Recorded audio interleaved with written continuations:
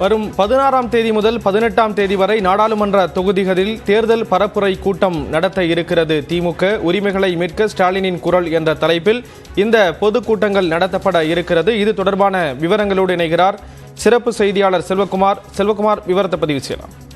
நாடாளுமன்ற தேர்தலை முன்னிட்டு உரிமைகளை மீட்க ஸ்டாலினின் குரல் என்ற பெயரில் ஒரு பிரம்மாண்ட பொதுக்கூட்டங்களை அனைத்து மாவட்டங்களிலும் நடத்துவதற்காக திமுக தலைமை கழகம் தற்போது அறிவிப்பு ஒன்றை வெளியிட்டிருக்கிறது.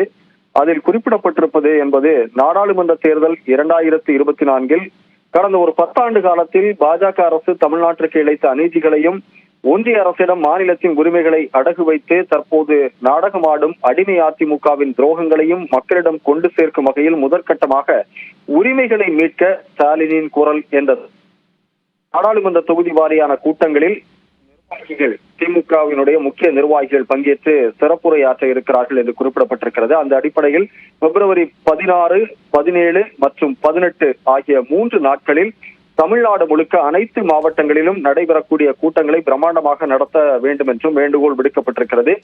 இந்த கூட்டங்களை பொறுத்தமட்டில் பொதுச் செயலாளர் துரைமுருகன், TR பாலு, KN நேரு, பொன்முடி, ராசா, கனிமொழி, உதயநிதி ஸ்டாலின், ஏவா வேலு, மா சுப்பிரமணியன், அன்பில் மகேஷ், அதே போல பல்வேறு பேச்சாளர்களும் நட்சத்திர பேச்சாளர்களும் இதில் பங்கேற்க இருக்கிறார்கள். எனவே ஒரு பிரம்மாண்ட கூட்டங்களாக நடத்தி அதிமுக அரசு 10 ஆண்டுகளாக எப்படி இருந்தது என்ற ஒரு நடவடிக்கைகளை அதிமுகவினுடைய செயல்பாடுகளை மக்களிடம் எடுத்து சொல்லி திமுகவிற்கு வலு சேர்ப்பதற்கான ஒரு பிரம்மாண்ட பொதுக்கூட்டங்களை நடத்துவதற்கு திமுக தலைமை கழகம் அறிவுறுத்தி இருக்கிறது. ஸ்ரீராம், விரிவான விவரங்களை கொடுத்தீங்க. நன்றி செல்வகுமார்.